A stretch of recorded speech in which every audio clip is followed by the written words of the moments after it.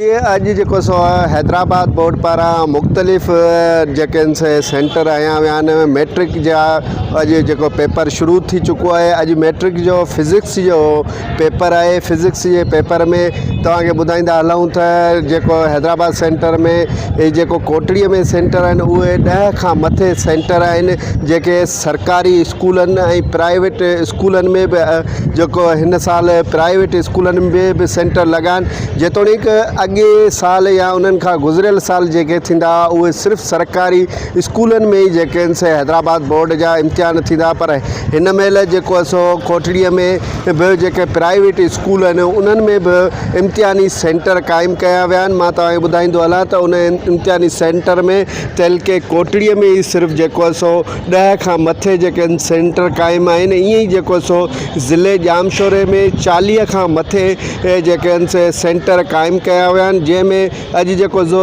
ज़िले जामशोरे में जे अंदरि जेके शागिर्द आहिनि मैट्रिक जा उहे इम्तिहान ॾेई रहिया आहिनि उहे तक़रीबन जेको सो 3000 खां मथे जेके शागिर्द मैट्रिक जो इम्तिहान ॾेई रहिया आहिनि अॼु, ऐं उहो फिज़िक्स जो आहे। मां तव्हांखे ईअं ॿुधाईंदो हलां त अॼु कोटड़ीअ मुख़्तलिफ़ सेंटरनि में 4 खां मथे जेके आहिनि से छापामार टीमुनि उन्हनि खे ॿारनि जूं कापियूं फिरी उन्हनि खे कापी केस कयो आहे। ईअं ई जेको सो हिते बि असां हिन महिल कोटड़ीअ जे मेन जेको मलक शेरदिल ख़ान हाई स्कूल आहे उते बीठल आहियूं। उते बि जेको हींअर शागिर्द जेके आहिनि से पंहिंजो पेपर ॾेई रहिया आहिनि।